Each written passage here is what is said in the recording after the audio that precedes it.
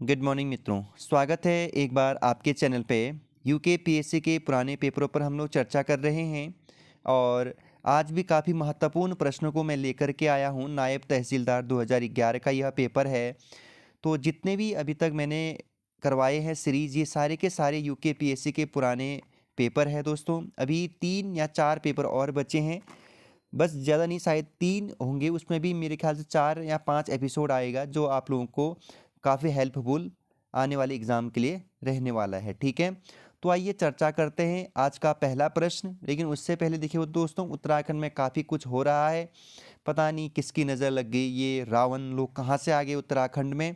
देखिए, इनको बाइकआउट तो करना ही पड़ेगा, लेकिन पहले आपको तैयारी भी करते रहना है साथ साथ में। और इनका बाइकआउट वाला जो अभियान चल रहा है सीबीआई, तो उसको भी आपने ट्रेन करना है आज शाम 5 बजे से। ठीक है दोस्तों, सब जगह आपको शेयर करना है। तो पहला प्रश्न देखते हैं सेशन का हम लोग। उत्तराखंड का प्रथम उत्तराखंड का प्रसिद्ध सूर्य मंदिर कहाँ स्थित है, वह जगह है। तो सवाल पूछा गया था दोस्तों नायब तहसीलदार में। तो आप लोग बहुत अच्छे जानते हैं, कटारमल अल्मोड़ा में आपका प्रसिद्ध सूर्य मंदिर स्थित है, उत्तराखंड का फेमस, जिसे आप बड़ादित्य सूर्य मंदिर भी कहते हैं। ठीक है दोस्तों, तो घूमने जाइए, बड़ा ही रमणीक दृश्य है यहाँ और बड़ा ही ये स्थल है, आप ज़रूर जाइए कभी। अगला प्रश्न है, गोलू देवता मंदिर किस जनपद में अवस्थित है। तो ये भी अच्छा प्रश्न है।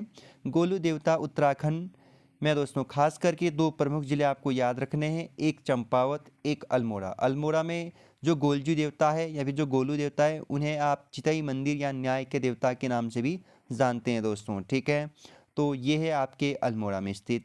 अगला प्रश्न, वशिष्ठ गुफा कहाँ स्थित है। तो वशिष्ठ गुफा कहाँ स्थित है, तो ये है आपका टिहरी गढ़वाल में वशिष्ठ गुफा, वशिष्ठ आश्रम, वशिष्ठ कुंड। ठीक है, ऋषि वशिष्ठ ने यहाँ पर क्या किया था, तप किया था भगवान राम और लक्ष्मण जी और माता सीता के साथ। जब भगवान राम जी आपके वनवास जा रहे थे, तो उसी समय पे ये जो वशिष्ठ गुफा, वशिष्ठ पर्वत पर क्या किया था इन्होंने, आश्रय लिया था तभी। ठीक है, तो याद रखना है ये टिहरी गढ़वाल में है।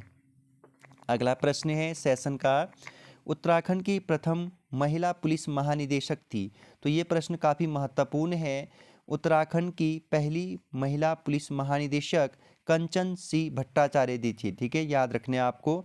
ठीक, और यहाँ पर जो एक पॉइंट याद रखना आपको, देश की पहली महिला पुलिस महानिदेशक भी यही थी दोस्तों। ठीक है, और शायद 2004 में इन्होंने उत्तराखंड का पोस्ट संभाला था, याद रखेंगे, उत्तराखंड की डीजीपी ये बनी थी। ठीक है, 2004 में। अगला प्रश्न हम लोग देखेंगे, काफ़ी महत्वपूर्ण प्रश्न होने वाला है अगला भी। उत्तराखंड में विश्व धरोहर स्थान है। तो ये उत्तराखंड में विश्व धरोहर स्थान है फूलों की घाटी। ठीक है, और साथ में नंदा देवी बायोस्फीयर भी है।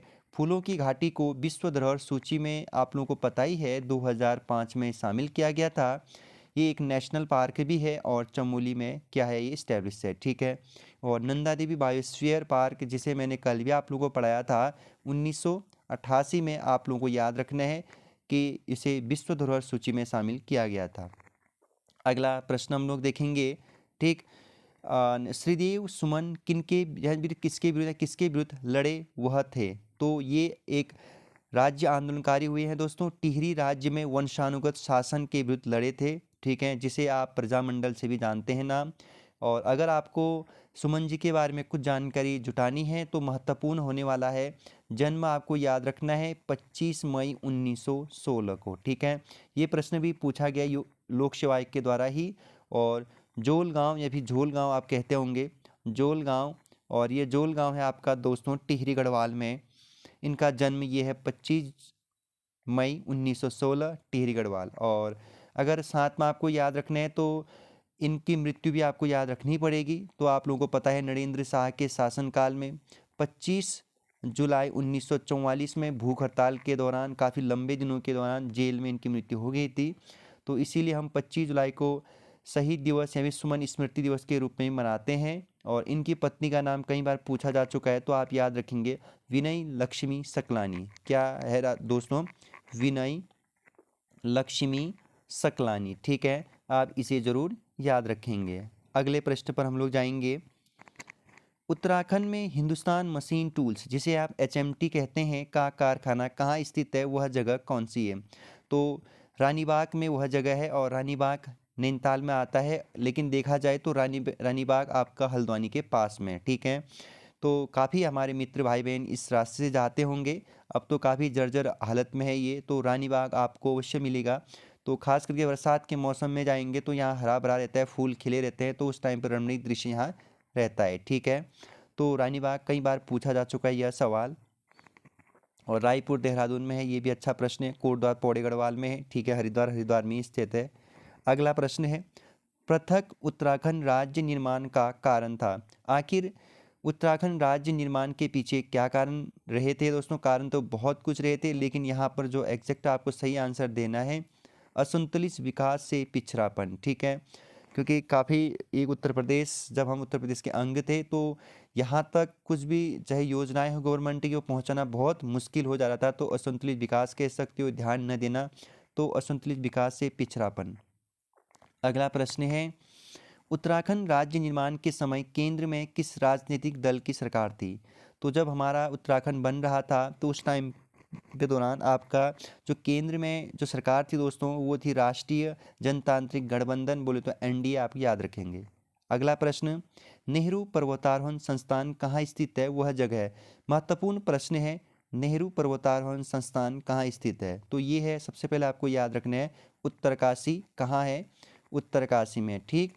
और उत्तरकाशी का अगर आपको क्षेत्रफल याद अगर पूछा जाएगा तो 8,16 आप वर्ग किलोमीटर करेंगे, ठीक है। वहीं आपको याद रखना है, इस नेहरू पर्वतारोहण संस्थान, जिसे आप निम कहते हैं, जिसे आप क्या कहते हैं, निम कहते हैं, इसकी स्थापना 14 नवंबर 1965 में, ठीक है। तत्कालीन प्रधानमंत्री पंडित जवाहरलाल नेहरू, याद रखना है आपको उनके जन्मदिन पर, ठीक है, 14 नवंबर याद रखना है 1965। और यहाँ पर जो पर्वत चढ़ने होते हैं या फिर पर्वतारोहण के कोर्स करवाए जाते हैं, ठीक। और हाल फिलहाल में बहुत बड़ी एक घटना घटित हुई थी, सविता कांसवाल, याद रखिएगा। अगला प्रश्न है यहाँ पर, उत्तराखंड में मूल्य वर्धित कर, जिसे आप वैट कहते हैं, जिसे आप क्या कहते हैं, वैट कहते हैं, वैल्यू एडिड टैक्स, हिंदी में इसका नाम है मूल्य संवर्धित कर, लागू की तारीख है, तो याद रखना है आपको 1 अप्रैल 2005। तो ज़्यादातर किताबों में आप देखते होंगे 12 अक्टूबर 2005, ठीक है, लागू होने की तिथि। तो याद रखिएगा 1 अप्रैल 2005 लागू होने की तारीख, ये है आपका सही आंसर। तो आपकी किताबों में 12 अक्टूबर 2005 भी आपका आंसर की दिया गया है आयोग के द्वारा। तो देख लेना वहाँ पर क्या पूछता है। 1 अप्रैल 2005 आपको सही मानना है, ठीक। और एक चीज़ आपको मैं बता देता हूँ कि जब आखिर भारत में वैट कब आया, तो 1986 में आया था दोस्तों। कब आया था? 1986 में। और भारत देश में सबसे पहले वैट को जिस राज्य ने चालू किया या लागू किया, वो था हरियाणा, ठीक है। कौन? हरियाणा। और याद रखना ये प्रश्न अच्छा है, महत्वपूर्ण प्रश्न है। अगले प्रश्न पर जाएंगे मित्रों। और अगर इसकी पीडीएफ चाहिए आपको, तो आप हमारे टेलीग्राम से जुड़ सकते हैं, डिस्क्रिप्शन बॉक्स में उसका लिंक दिया गया है। और उत्तराखंड में बार बार कह रहा हूँ, बेसिक पूछेगा। अब इस बार थोड़ा सा करंट अफेयर पे ज़्यादा फोकस करिएगा। मुझे लग रहा है कि 7 से लेकर के 8 प्रश्नों करंट अफेयर ना लपेट दे आपको इस बार। और करंट अफेयर आपको देखना है दोस्तों, जनवरी तक देखना है सेंट्रल का, और स्टेट का भी आपको जनवरी माह तक देखना है। और 2021 का हो सके तो 2021 का उत्तराखंड का करंट अफेयर पर अवश्य देखिएगा। 21 और 22 का आप ज़रूर देखिएगा अच्छे से, ठीक है। और साथ में सेंट्रल का तो आपको 2022 का ही करंट अफेयर देखना है। अभी तक ना तो नोबेल पुरस्कार पूछा गया है, ना ही बैडमिंटन पूछा गया है जो ग्रैंड स्लैम होते हैं, और ना ही राष्ट्रमंडल खेल पूछे गए हैं। अभी काफ़ी महत्वपूर्ण टॉपिक नहीं पूछे गए आयोग के द्वारा। तो हो सकता है हिंदी से संबंधित जितने, जैसे आपका सरस्वती सम्मान होता है, हिंदी साहित्य सम्मान होता है, अंग्रेजी होता है, ये सारे आप याद करिएगा। और मैंने इसको पहले ही बता दिया है। आप डिस्क्रिप्शन बॉक्स वहाँ जाएंगे, प्लेलिस्ट में जाएंगे, तो आपको मिल जाएंगे महत्वपूर्ण करंट अफेयर 2022 के, मैंने प्लेलिस्ट बना दी है, ठीक है। उसको जरूर, ये खास करके यूकेपीएससी के जो आज तक पूछे गए करंट अफेयर है, उसको जरूर देखेगा एक बार उस वीडियो को। मैंने क्या कर रखा है कि यूकेपीएससी ने जितने भी प्रश्न पूछे आज तक करंट अफेयर, उसका मैंने एक अलग सा वीडियो बना रखा है, शायद लगभग 200 प्रश्न होंगे करंट अफेयर के, ठीक है। मतलब जब से 2007 से 2004 से जब से पेपर करा रहा है, मैंने उन सारे करंट अफेयर को अपडेट के साथ वहाँ पर वीडियो बना दे रखा है, ठीक है। लेकिन उसको मैंने शायद प्लेलिस्ट में नहीं तो वीडियोज़ वाले लाइन में देखा है, नीचे नीचे जाएंगे तो आपको मिल जाएगी, ठीक है। यूकेपीएससी आज तक के पूछे गए करंट अफेयर ऐसा लिख रखा है मैंने थंबनेल में, ठीक। तो अगला प्रश्न है, बंदरपुछ पहाड़ी स्थित है। तो बंदरपुछ पहाड़ी स्थित है आपका कहाँ? उत्तरकाशी में। वेरी गुड, आप लोगों को पता चल गया, ठीक है। बंदरपुछ पर्वत आपको याद रखना है, उत्तरकाशी में। अगला प्रश्न है, उत्तराखंड उच्च न्यायालय के प्रथम मुख्य न्यायाधीश कौन थे? ये अच्छा प्रश्न है, ठीक है। तो याद रखना है आपको ए देसाई, मतलब बोले तो अशोक देसाई जी आपके सही आंसर हो जाएंगे। उत्तराखंड उच्च न्यायालय के प्रथम मुख्य न्यायाधीश, ठीक है। 20वें न्यायाधीश, 20वें न्यायालय के रूप में स्टेप हुआ था उत्तराखंड, याद रखेंगे, ठीक। वहीं अगर आपको याद रखना है वर्तमान कौन है तो याद रखेंगे विपिन सांघी जी, ठीक है। विपिन सांघी उत्तराखंड के वर्तमान में कौन, क्या भी अच्छा प्रश्न, अच्छा टॉपिक है। तो विपिन सांघी जी आपके वर्तमान उत्तराखंड के उच्च न्यायालय के मुख्य न्यायाधीश है। तो वहीं कब बना था? तो उत्तराखंड उच्च न्यायालय 1897 में आपको याद रखना है निर्माण कार्य शुरू हुआ था और 1900 में बन करके तैयार हुआ था। तो दोनों डेट आपको याद रखना है। खाली सवाल यह पूछता है कि उत्तराखंड उच्च न्यायालय कब बना था, तो आपको ये दोनों डेट याद रखने, पूर्ण यह हुआ था और 97 में बनना शुरू हुआ था। तो आयोग अभी तक 97 सही आंसर देता है। अगले प्रश्न पर हम लोग जाएंगे, उत्तराखंड में स्वाधीनता आंदोलन के दौरान प्रजामंडल का गठन कहाँ किया गया था? तो टिहरी राज्य में किया गया था। और क्यों किया गया था? तो टिहरी के कुशासन से निजात दिलाने के लिए। और प्रजामंडल मैंने आपको बताया कई बार कि 23 जनवरी 1939 में टिहरी में प्रजामंडल की स्थापना की जाती है। अगला प्रश्न हम देखते हैं, उत्तराखंड विधानसभा में एक सदस्य किस समुदाय से नामित किया जाता था? कहूँगा मैं अब, ठीक है। आंग्ल भारतीय समुदाय से किया जाता था। उत्तराखंड विधानसभा में जो विधानसभा सीटें हैं वो 70 है, आपको याद रखना है। इस 70 सीटों में से 2 सीट किसके हैं बच्चों? एसटी के, और 13 सीट एससी। तो टोटल आपको पता होगा कि कुल 15 सीट आरक्षित है, ठीक है। 2 सीट आपके जो है एक नानकमत्ता एक चक्राता से है, देहरादून से, ठीक है। और टोटल 15 सीट आरक्षित है, याद रखेंगे। ये भी अच्छा प्रश्न है और विधानसभा आपको अच्छे से आना चाहिए, ठीक। अगला प्रश्न, उत्तराखंड हथकरघा एवं हस्तशिल्प विकास परिषद जिस ब्रांड नेम से उत्पादकों का विक्रय करता है वो है हिमाद्री नाम से, ठीक है। तो ये भी अच्छा प्रश्न है, काशीपुर फेमस है इसमें। अगला प्रश्न है, वह स्थान जहाँ पर भागीरथी और अलकनंदा नदियाँ गंगा को बनाती है, मतलब ये पूछ रहा है कि गंगा नदी किन 2 सम्मिलित धाराओं का क्या है? सम्मिलित नदी है। तो याद रखना है आपको पहले तो भागीरथी और अलकनंदा, और कहाँ पे मिलती है ये? देवप्रयाग टिहरी गढ़वाल में, आपको याद रखना है, ओके। तो वही मैंने आपको कई बार बताया दोस्तों, आपको 5 प्रयाग आने चाहिए। कितने प्रयाग? 5। तो आज इन प्रयागों पर चर्चा कर ही लेता हूँ मैं थोड़ा बहुत। देखिए, अगर हम ऊपर से आएंगे तो याद रखना है, अगर हम दक्षिण से जाएंगे तो याद रखना है। ये सवाल भी बना है कई बार। तो आपको सबसे पहले याद रखना है दोस्तों, हम लोग जाते हैं एक बार ऊपर से, ठीक है। तो सबसे पहले आता है विष्णु प्रयाग। कौन सा प्रयाग? विष्णु।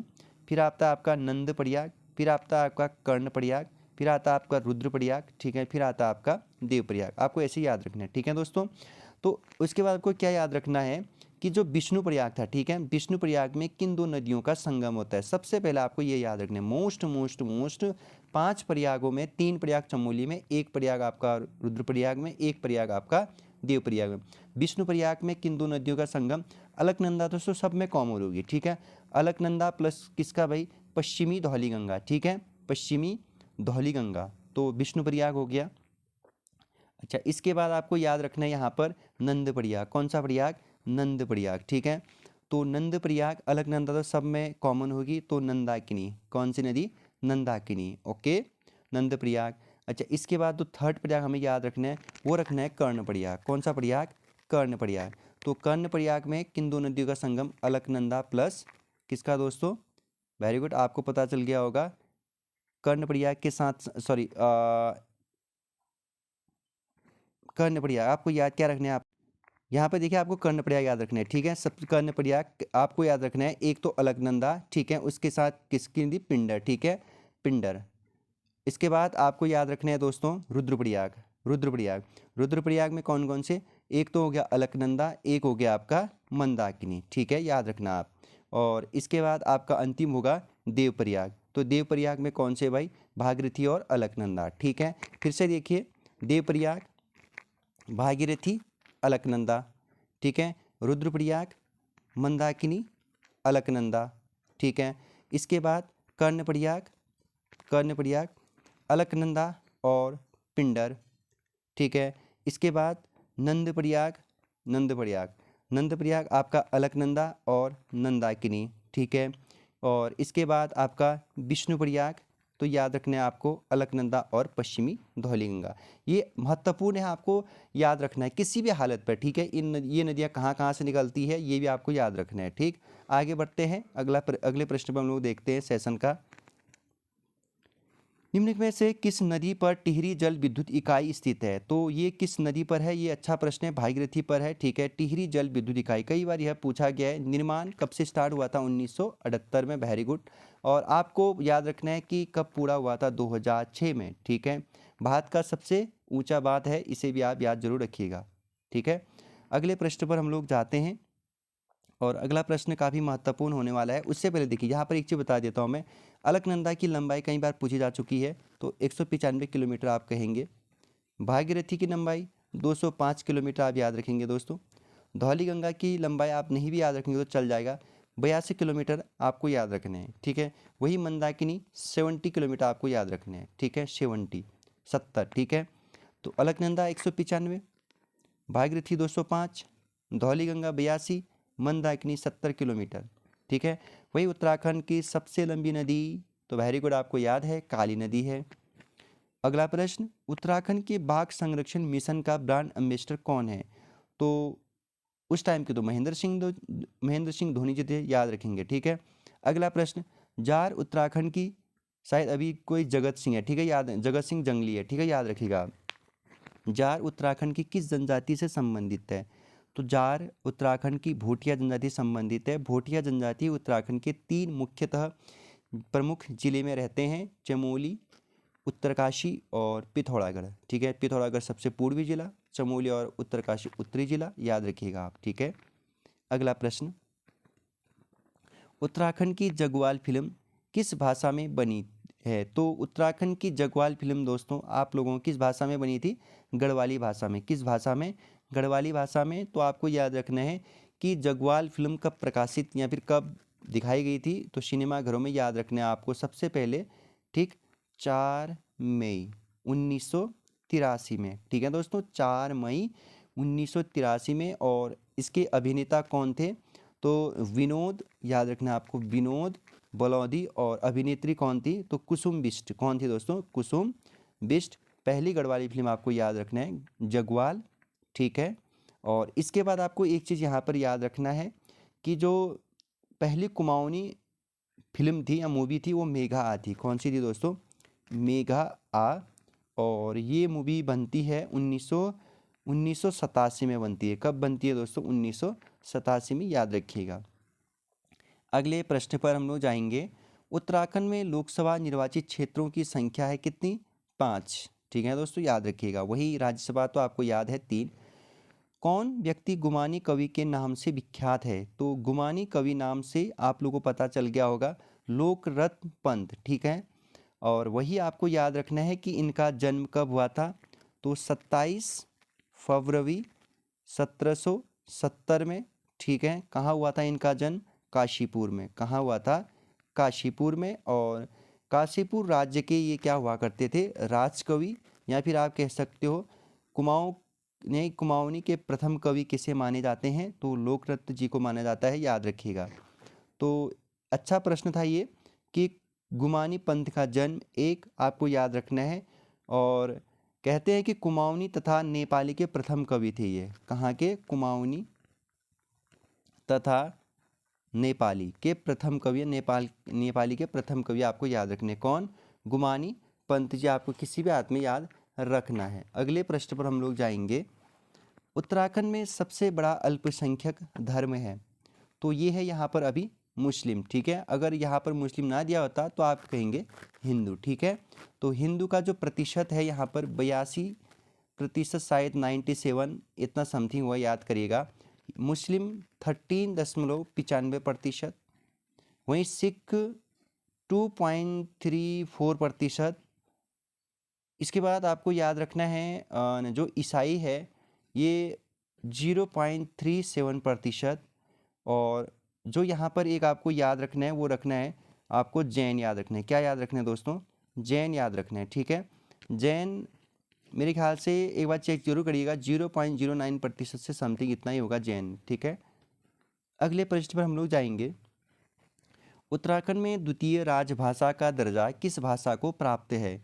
तो द्वितीय राजभाषा का दर्जा किस भाषा को प्राप्त है दोस्तों? ये आप लोग को पता चल गया होगा, संस्कृत 2010, ठीक है। वही एक चीज़ यहाँ पर आपको याद रखना है कि हिंदी को राजभाषा कब घोषित किया भारत देश ने? तो संविधान सभा ने दोस्तों 14 सितंबर 1949 को अंगीकार किया गया था, याद रखिएगा। वही 14 सितंबर को राष्ट्रीय हिंदी दिवस मनाई जाती है। तो वही 10 दिसंबर को आप लोग का दोस्तों क्या विश्व हिंदी दिवस, याद रखिएगा।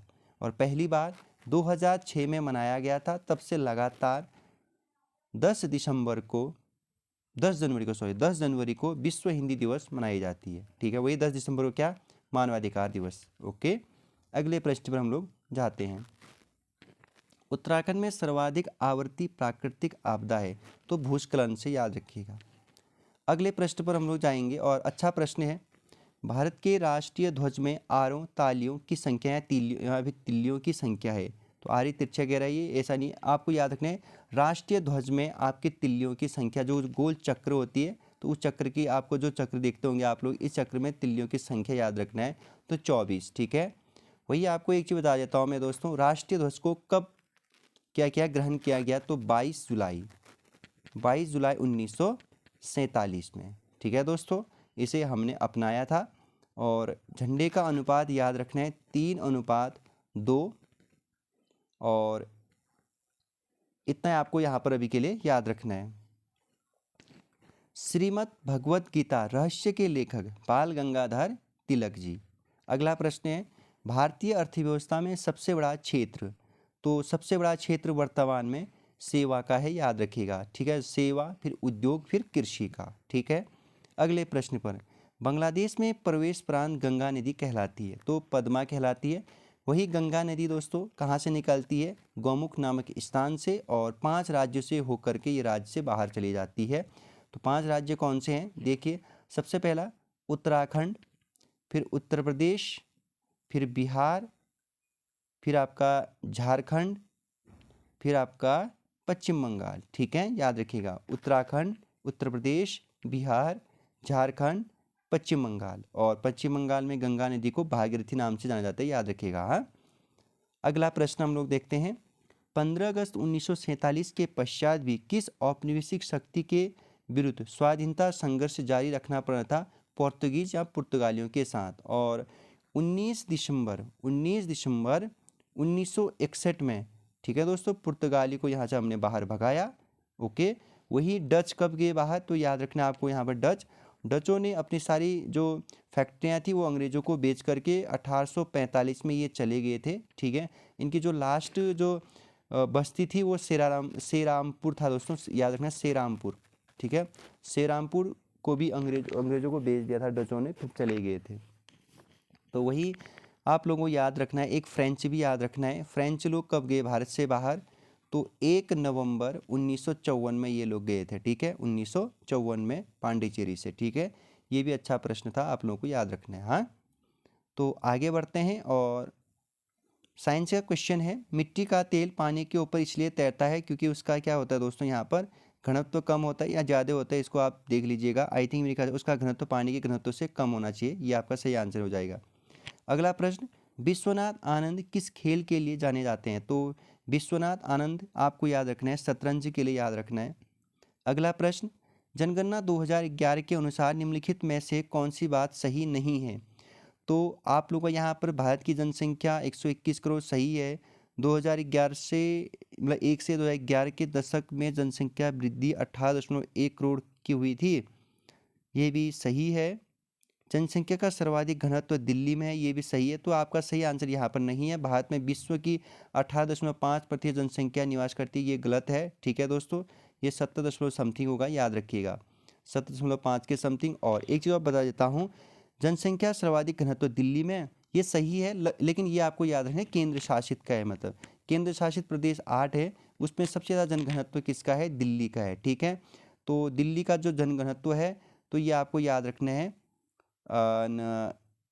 11 के समथिंग जितना भी है, याद रखिएगा। जबकि ये जो बिहार का जनघनत्व है, ठीक है, वो 1102 है। ठीक है, तो ये तो राज्य में अगर पूछ जाएगी आप लोगों की, बताइए भारत देश में सबसे ज़्यादा जनघनत्व किस राज्य का है, तो बिहार करेंगे। और अगर सवाल यह पूछेगा किस केंद्र शासित प्रदेश में, तो दिल्ली करके आएंगे। ठीक है, अगला प्रश्न है, नीलगिरी पर्वतमाला किस राज्य में स्थित है? तो ये तमिलनाडु में, याद रखिएगा। ठीक है, अगला प्रश्न है, पंजाब में कौन सा स्थान हौजरी उद्योग के लिए प्रसिद्ध है? तो ये कौन सा है? लुधियाना। कौन सा है दोस्तों? लुधियाना, आपको याद रखना है। ठीक, और वही एक चीज़ यहाँ पर बन सकता है सवाल आप लोगों को, कि पंजाब में एक फेमस शहर है जिसका नाम है अमृतसर। ठीक है, और अमृतसर शहर को बसाने का श्रेय जाता है गुरु रामदास जी को। किसको जाता है? गुरु रामदास जी को। तो पहले जो अमृतसर है ना, इसे गुरु रामदास नगरी नाम से भी जानते थे, गुरु रामदास नगरी नाम से भी जानते थे। और अमृतसर की नींव कब रखी जाती है? 1577 में। कब रखी जाती है? 1577 में। और कितने बीघा ज़मीन पे? 500 बीघा ज़मीन पे। ठीक है, याद रखना है आपको ये भी।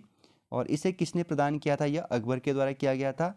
और जो अमृतसर बनाया गया है, आपको याद रखना है कि हरमंदिर साहिब सरोवर के बीच में यहाँ पर एक मंदिर है, हरि मंदिर, याद रखना है, हरि मंदिर। ठीक है, ये भी अच्छा प्रश्न है। ठीक, तो आपको मैंने सारा कुछ बता दिया। अमृतसर पर आपको याद रखना है 1577 में इसकी नींव रखी जाती है। ठीक, तो वर्तमान नाम आपको पता चल गया, और पहले नाम क्या था ये भी मैंने आपको बता दिया। तो अगला प्रश्न है, समन्वित ग्रामीण विकास कार्यक्रम जिसे IRDP कहते हैं, कब शुरू हुआ? तो 1980 में हुआ था, याद रखिएगा। अगला प्रश्न है, शंकुधारी वन जहाँ मुख्यतः पाए जाते हैं वे शीतोष्ण क्षेत्र कहलाते हैं। कौन सा क्षेत्र कहलाते हैं? शीतोष्ण। तो आपने ग्लोब तो देखा ही होगा कुछ इस तरीके से। ठीक है, तो नहीं भी देखा है तो ये देखिए, मतलब कुछ इस तरीके का आपने देखा ही होगा, मतलब इस तरीके का। तो यहाँ पर होता है विषुवत रेखा। ठीक है, तो यहाँ से देखिए, विषुवत रेखा से ऊपर यहाँ कहीं क्या है? 30 डिग्री होगी, होगी ना, मतलब 30 अक्षांश। और यहाँ पर भी क्या होगी? 30 होगी। ठीक है, तो आपको क्या याद रखना है कि विषुवत रेखा से, ठीक है, ऊपर को जब आ जाएंगे 30 डिग्री से लेकर के 30 डिग्री से लेकर के 60 डिग्री तक, मतलब 30 अक्षांश से 60 अक्षांश, नीचे भी 30 से 60 अक्षांश के बीच को क्या कहते हैं?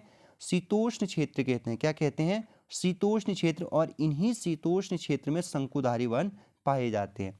याद रखना, 0 से 30 तक नहीं, 30 से 60 तक। ठीक है, इस अक्षांश के बीच में शीतोष्ण क्षेत्र पाया जाता है। ओके, तो वहीं आपको याद रखना है कि जो ये उष्ण है, उष्ण क्षेत्र, कई बार यह सवाल भी पूछा जाता है, उष्ण क्षेत्र कहाँ से कहाँ तक? ये तो शून्य हुआ।